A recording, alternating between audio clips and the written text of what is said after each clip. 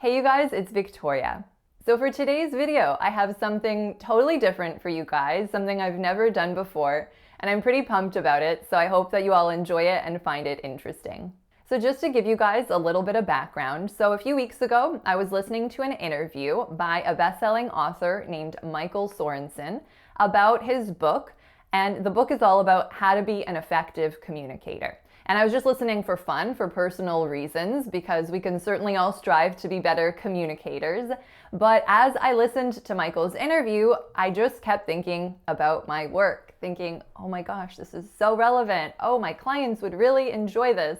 So after I was done listening to the talk, I thought, maybe I'll reach out to Michael. Maybe he would agree to have an interview with me. And I was really excited when he said yes. So today's interview, I've never done an interview, so don't mind my semi-awkwardness at times, but we are going to be getting into some really gems about how to be better communicators. And I think this will apply to a lot of you guys because a really, really big reason that my clients tell me that they want to work on their accent is the global, I want to be a better communicator. Now, I know my videos tend to be hyper laser focused on only accent and pronunciation and stress, but obviously there are other ways that we can strive to be better communicators, regardless of whether we're speaking in our native language or a second or third or even fourth language. So in addition to sharing these amazing communication strategies, at the end of the interview, Michael and I talked a little bit about how to address a situation that my clients tell me about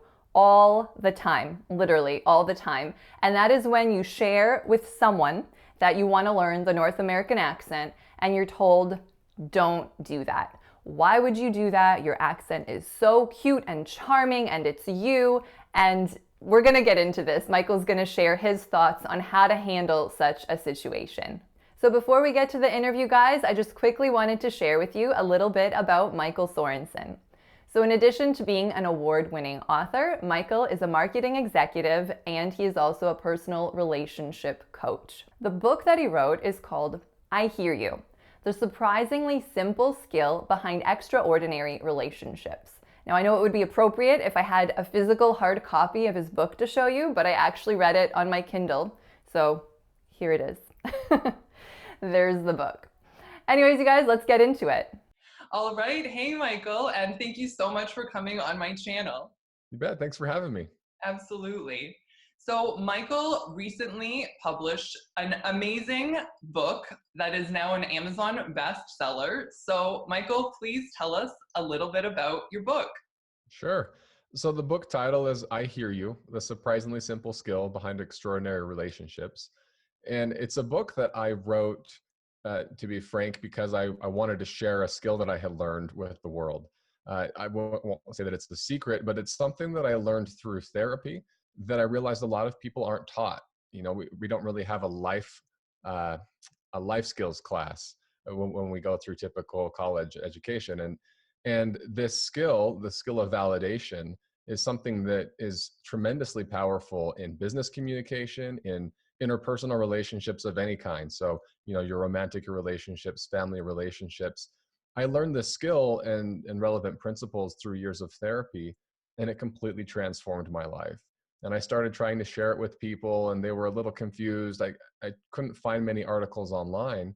So ultimately, I decided to write the book myself. I be honest, I felt some imposter syndrome because I'm not a therapist. You know, at the time, I wasn't a coach or anything. I thought, well, who am I to write this book? But I felt like it was important to share it. And so I published it almost 2 years ago. Okay. And it has skyrocketed. It's now, like you said, consistently a #1 bestseller on in multiple categories on Amazon.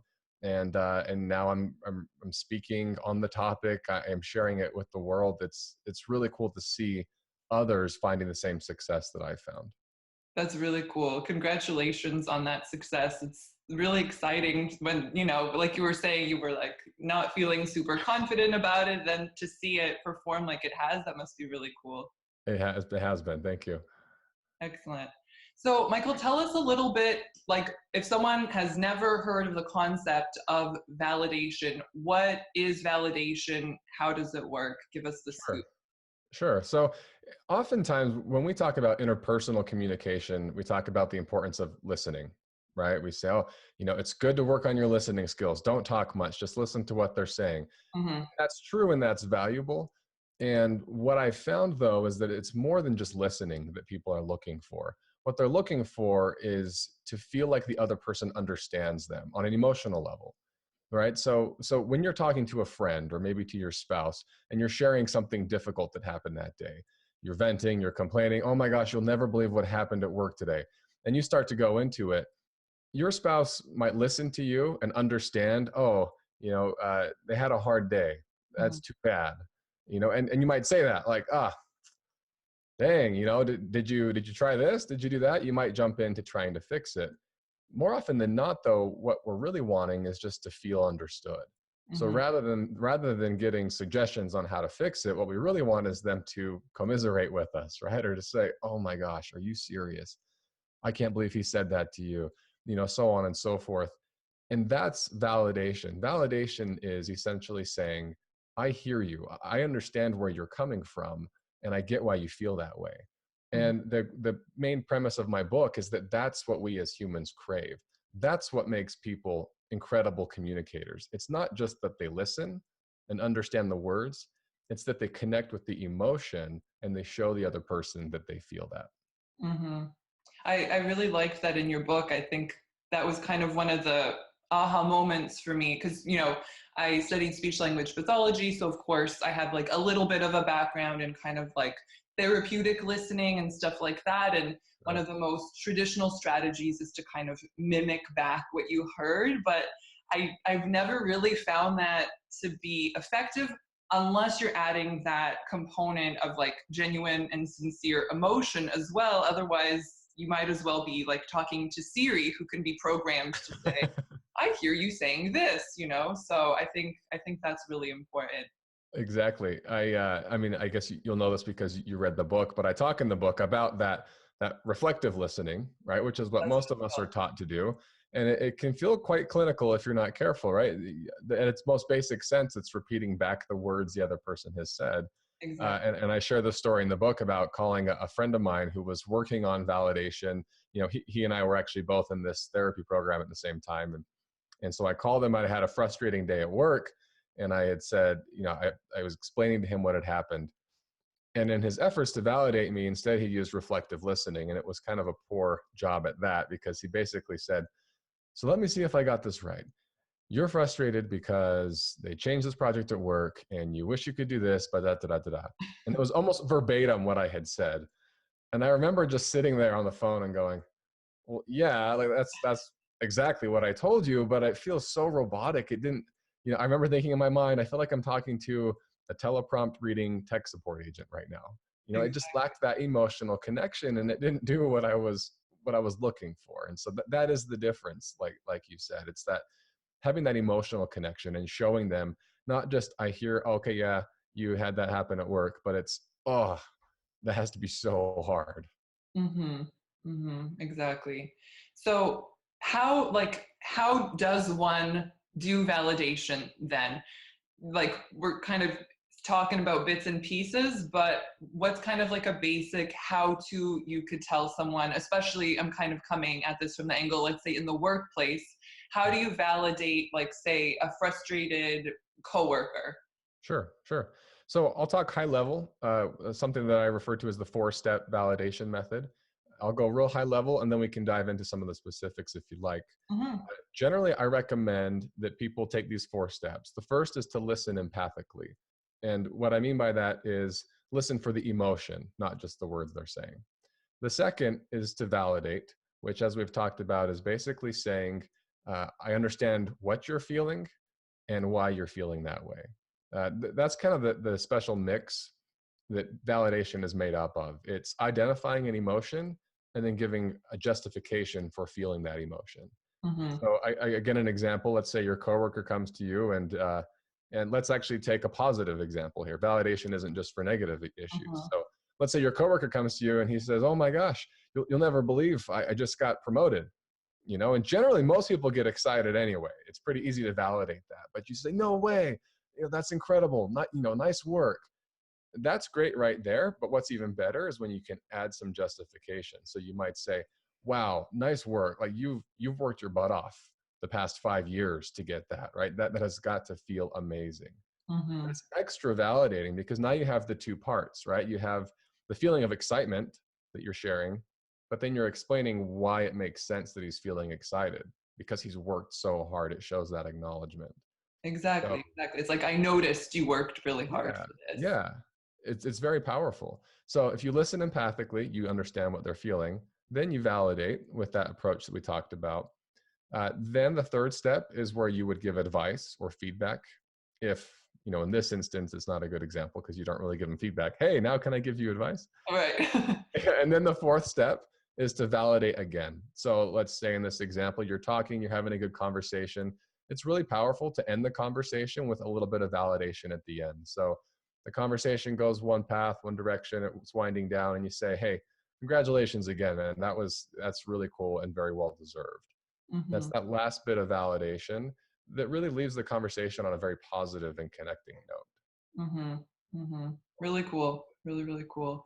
Can you use a dog? No, I can't. Oh, good. Okay. No, unless I thought it was a dog outside here, but no, I didn't. Someone else probably will, then we're good. Cool.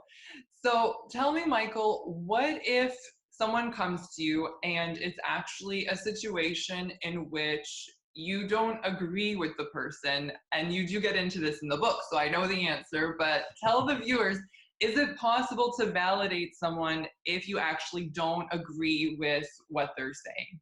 Absolutely. And I love that you asked the question because that's the number one question I've received from readers and readers of my book and my blog. Okay. Yes, you can. You absolutely can. In fact, what I found is it's immensely powerful. It's a great tool when you disagree with someone. I will share the story that I share in the book because it's one of the most powerful examples of validation. I had a coworker, a direct report of mine, who was notorious for taking hours of time whenever he was frustrated or upset about something. So literally, with me or with his direct report, we could spend hours if he's upset or worried about something, just trying to talk him off the edge and say, hey, it's going to be okay. So this one afternoon, he came into my office, and I had just started learning about validation at this time. I wasn't great at it yet. Okay. And he comes in and he sits down, and he was upset because I had assigned a rather inexperienced coworker to a project, and he didn't think he was qualified for it. And so he came in and he said, Michael, I don't know about this. I don't think he's going to do a good job. I think it's going to cause problems. And I did what most people do. And I just said, don't worry about it. I've got it covered. It's going to be fine. And that's a very invalidating thing to say because he's expressed an emotion, concern. And I'm just saying, don't be concerned, Mm-hmm. like flat out dismissing it. And what you'll find is that when you do that, it just stays there and actually comes up more. And so sure enough, he pushes back and he goes, no, it's not going to be okay because and there starts the argument, right? So we start going back and forth for a little bit. And because I kept pushing, it actually turned a little personal because then he said, well, to be honest, Michael, I don't even know if you're qualified, to really make that call. And then I was like, whoa, like you're really, and I tried to take a breath and I was like, it's not personal, let's not take it personally here. And then I remembered what I had been learning about validation. And I realized that when you get in these cycles of arguments, it's usually because the other person doesn't feel understood or appreciated.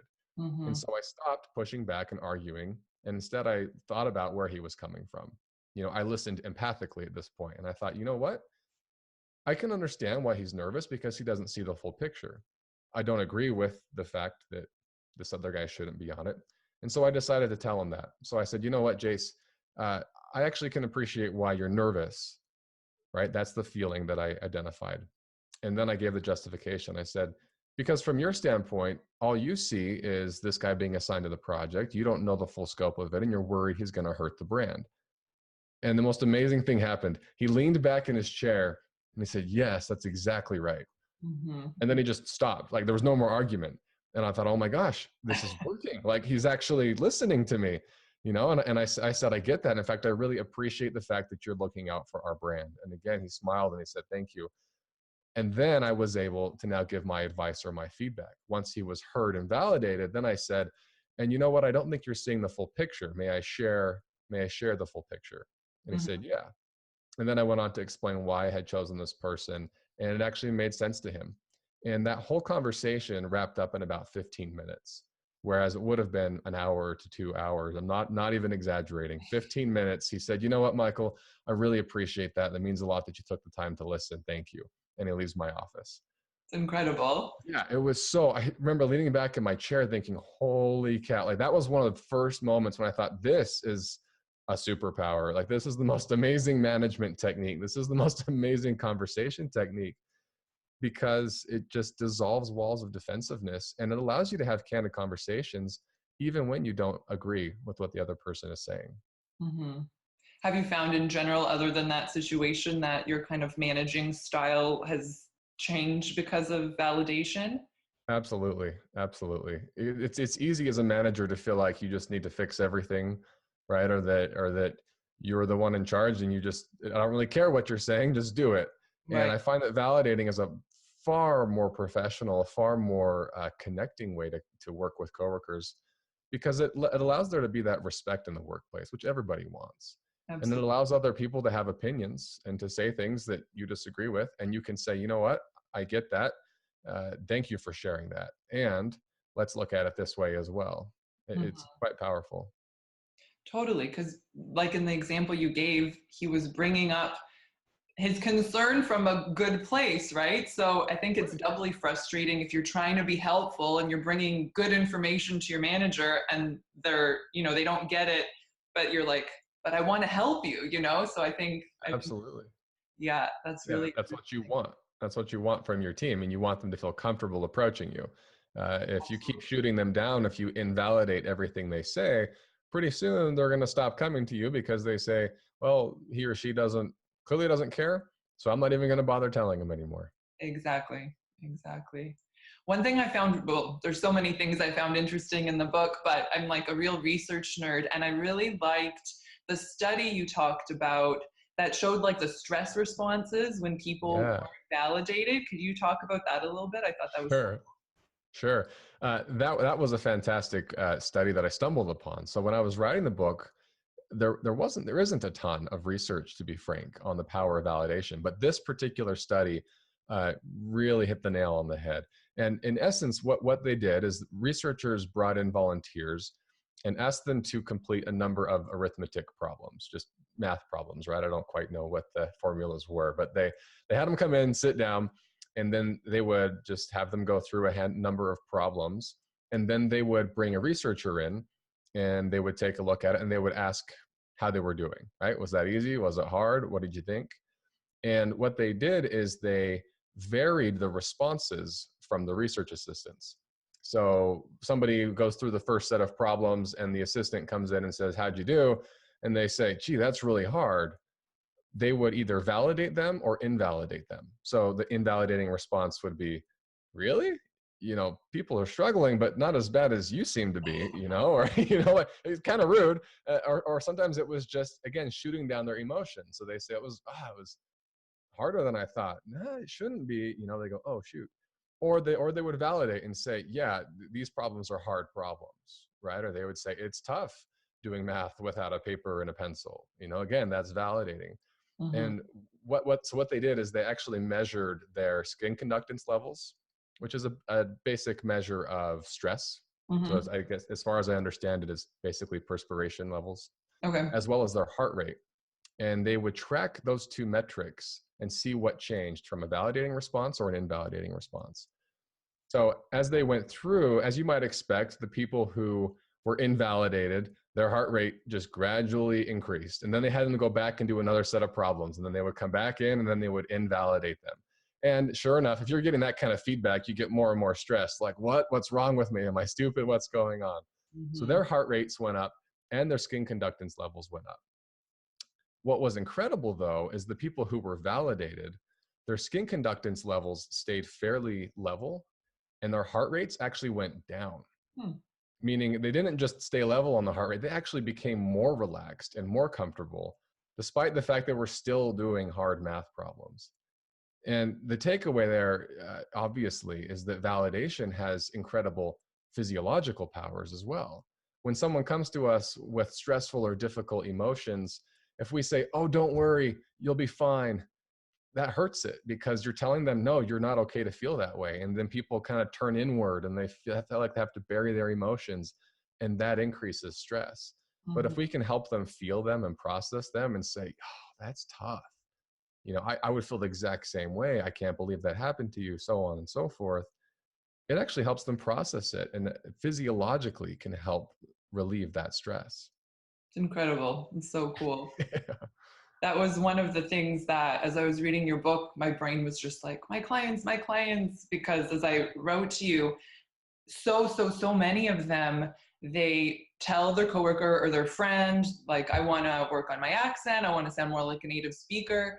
And the most common response that they tell me anyway is like, don't do it. Don't do that. Why would you do that? But your accent is cute. You sound charming. It's you. And it's just real interesting thinking about it in terms of the stress response, because obviously the person is well meaning, but imagine someone telling you that like constantly, different people all the time. You would just be a wreck about, feeling good about how you speak, because Right. you are a little insecure, which we all can be, and then everyone around you is invalidating and invalidating Right. and invalidating. So Don't do what you're doing. Don't change. Yeah.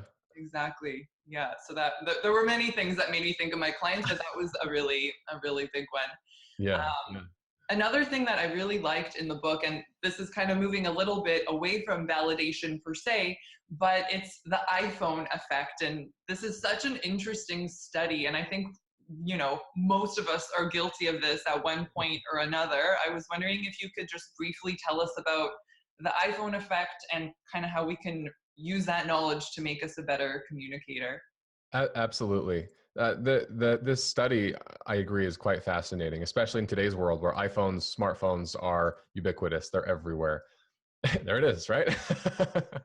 So basically, again, this study in a nutshell, researchers invited a number of people to come into, I believe it was a coffee shop, and sit down and have casual conversation with other people. And they would observe them from afar and just take notes on people's body language and kind of how the conversations went. And then afterward, they invited the participants back and they asked them to rate the quality of that conversation. And specifically, researchers were looking to see what people did with their electronic devices, with their phones, tablets, whatever they had. Did they pull them out mid-conversation and check a message? Did they just put it on the table? Did they leave it in their pockets? Mm-hmm. Obviously, as you'd expect, if somebody pulled out a phone mid-conversation, that degraded the rating of the quality of the conversation, right? That's flat out rude if you're talking to someone and your phone buzzes and you pick it up and look at it. For sure. What they were surprised to find, however, is that even having the phone just sitting on the table, even if it didn't buzz, even if it didn't light up, that degraded the quality of the conversation as well. They found that consistently participants would come back and they would say, it was like okay conversation if the phone was even just sitting there. Whereas if they both kept it in their pockets or in their bags, statistically and consistently, those conversations were rated as more positive and more connecting. And so again, I thought that was fascinating. You don't even have to necessarily be interacting with the device. The lead researcher later said he believes it's simply because the phone is symbolic of another world, right? It's everyone else that's not right there in the room. And Mm-hmm. so even if you're not looking at it, there appears to be something either within you or within the person you're talking with that makes you feel like you're not quite present. Michael, I'm fully present. I just have my questions on here. I don't know. Now I feel a bit bad, but no, it's really fascinating and something I've like tried to be more aware of, because it's funny. I like was someone that was really reluctant to even get an iPhone. I had a flip phone for an embarrassingly long time, and despite that, like you just get vortexed into it, and it's really really easy, I find, to just be like super glued to your phone, even if that's not like who you are. It can easily become who you are if you're not very careful. So I really enjoyed Totally. that study. Yeah, I'm right there with you. I'm a big tech nerd. I'm always on my phone and I have to consciously, and still oftentimes I'll pull my phone out because it's a little uncomfortable in my pocket when I'm sitting down. I'll put it Mhm. on the table and then I'll think back to that study and go, well, let's stick it in a bag or something. It's a simple thing, but the simple things add up. Totally, totally. There was another hidden gem in your book that I want to talk about. Other than the iPhone study, it was the one about kind of flipping the from the you to the I. You'll know what I'm talking about. Sure. Can you phrase that a bit more eloquently and tell us about that? Sure, I'm happy to. Yeah, so I talk in the book, we mentioned earlier in the interview the 4 steps of validation, right? Listen empathically, validate, then give feedback or advice, and validate again. I Mm-hmm. talk in the 3rd step about a number of techniques to help give difficult advice or to give feedback to people, because that's something a lot of us struggle with, right? Especially, it's difficult as a manager. It's even more difficult if you're talking to your spouse or a friend or maybe a child. And so I talk about a number of techniques, and one of those is using I instead of you. So for example, if there's something, let's say, that my wife is doing that really bothers me, most people will say, once it blows up or once you're sitting down having a conversation, you say, you always leave the door unlocked. Every time I come home, it's always unlocked. And you say it like that because that's how you feel. Mm-hmm. Really, there's 2 gotchas on there. The first is using what I call an absolute, and that's the word always. You Mm-hmm. always do that. Rarely is that the case. Like always, okay, 90% of the time, maybe 80%, but always, can you really say that? Probably not. And so I Right. recommend getting rid of absolutes because they immediately put people on the defensive, because then they go, well, that's not always, that's not true. And so you just don't need that argument in there. But that second part is you always leave the door unlocked. Again, it puts them on their heels a little bit. They go, me, it feels very accusatory. So Totally. what I recommend doing is just switching out a you with an I, and basically saying, I feel like you always leave the door unlocked. Or even better, say, I feel like you leave the door unlocked quite often. Now that changes both of those things, and you notice how it feels softer. It's no longer accusatory. It's not about her. It's about me. It's just how I feel. Mm-hmm. And it makes my point and my concern heard, and it invites discussion around it rather than just accusing her of doing something all the time. Exactly. No, I think that was such a cool strategy. I found that's so simple, yet again, like you said, it just takes that edge off. It makes it so much softer, so you can deliver kind of more real information without getting into an argument right away. Right.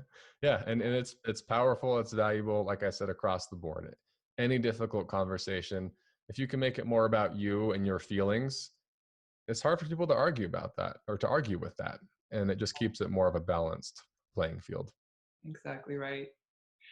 So to kind of go back to what I had mentioned earlier about my clients being frequently invalidated, what I was really curious about is whether you have any advice, and you didn't really get into this in your book, I don't think, if you're on the receiving end of not being validated. So let's say, like, to give you a profile of one of my clients, they're usually a non-native English speaker, professional, usually millennial age, say, and they're pumped, they want to meet this goal, they want to say master the American accent, and their coworker or their friend or whoever is saying no, no, no, no, no a million times. So if that's if you're hearing that and you realize I don't feel validated, how can you respond to kind of make it a constructive interaction? Sure. First, I have to say I sympathize with your clients, because it's something that I myself, as a native speaker, have been trying to undo. Somebody comes with an accent, I'm trying not to say, oh, I love your accent, because you get that like every minute of every day. So I Totally. sympathize with them on that. And as far as that specific scenario, I think it depends on the relationship. I think that if it's a stranger, or if it's somebody that they're going to meet once, Hmm. unfortunately, it's probably just more of a shift inside their own heads of being ready and recognizing that people mean well, even if it's not what they want to hear, and finding validation from other people who understand, right? From you, from their friends or their coworkers saying, yeah, it happened again. I was talking to so and so, and those people can validate because they empathize, right? And they go, I'm sorry, like, that's really frustrating. You're trying so hard to work on all of this, and people keep saying, no, don't, it's fine. Mm-hmm. If it's a relationship that's closer to them, so let's say it is a coworker, and let's say that every time one of your clients says, hey, can you help me, did I say that, did that sound native or did it not, and they say, no, don't worry about it. That's, I think, where they can have a candid conversation. In fact, this would be a great opportunity to use I instead of you, Mm-hmm. right? So if I'm in their shoes, I might say, hey, you know what, I actually feel like this is important to me to work on this. I know you like my accent and I'm grateful for that. And yet it's important to me to really polish this. So I would appreciate it if you would just help me with it rather than telling me not to work on it, Mm-hmm. because it's something that is important to me. Yeah. Mm-hmm. And I would hope that most people, if somebody says that to them, they go, oh, I'm sorry. I meant well. I did. Yeah, absolutely. I'm happy to help. I think oftentimes in those instances, it does require a somewhat uncomfortable but direct conversation just to help set the other person straight. Mm-hmm. Mm-hmm. But I like what you just said there. It was short, concise, super polite, but I do think something like that would be really effective and just genuine, just sincere, to explain why you may or may not feel that way, I think is so important. Yeah, absolutely. And I think especially if you can acknowledge that they're coming from a good place, then it helps not make it quite so embarrassing for the other person as well. Hey, thank you. I love that you love my accent, and I would really appreciate, your support, or and so on and so forth. Mm-hmm. Mm-hmm. It's funny. My mom has an accent. She has a Polish accent, and so many of her friends. And I've never worked with my mom on her accent. It's nothing we've ever embarked on. And so many of her friends will, unsolicited, come to me and be like, "Don't you dare touch her accent. We love her accent." And I'm like, geez, good thing we're not giving my mother a say in this. Not, you know what I mean? Not that that's even on the table, but it's real interesting when people have really strong opinions about something that actually doesn't directly concern them at all. Right. So it's always Exactly. entertaining. Yeah, it's like I mean, I would never say this to anyone's face, but if you really dial into it, it's kind of a selfish statement. Again, they mean well, but don't change it because I like hearing it. Well, if that's your reason and they want to change it, then, again, everyone means well, but I can understand from the position of the person with the accent that they're wanting to train away, it will get old pretty quickly.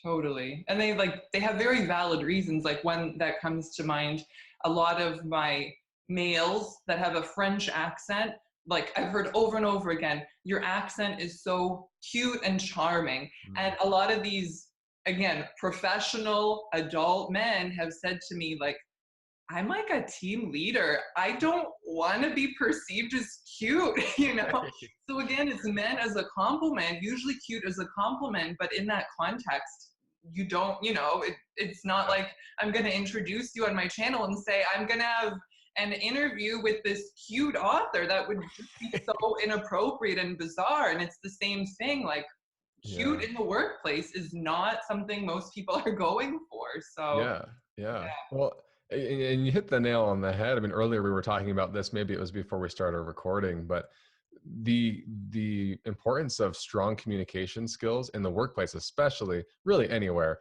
but especially in the workplace, is huge because Totally. those things happen, and it's so hard you think it shouldn't be, but it's an uncomfortable conversation to have with somebody, because they're just not thinking about it, Exactly. and so, and yet if people can hone these communication skills, validation, and all of the other things that we talk about in the book and elsewhere, it frees you up to just live your best life. It makes it easier to not take things personally, because you get better at setting boundaries. You get better at just talking to people and being upfront with them. So yeah, if I were in the situation of being called, oh, your accent's so cute, I'd be like, okay, pull them aside and say, hey, I know you meant well, and when you say that my accent's cute or that I'm charming, it feels kind of belittling.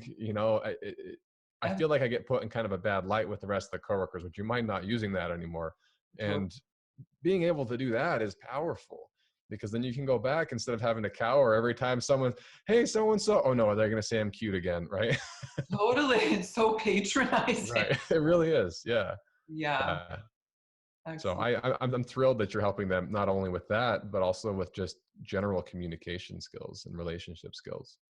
Well, to be honest, like my focus is usually pretty narrow, but I thought, why not step outside that box a little bit? Because what we're working on, of course, is just better quality communication. And I just thought your strategies, whether someone's a native English speaker or not in any language, I think they're just so powerful that they can just make you a more confident speaker and just a better communicator overall, which is the whole idea. So I'm 100%. so pumped you agreed to do the interview because I thought this would really bring a lot to my audience. Yeah, So yeah. thank you I so think it's much, Michael. fantastic.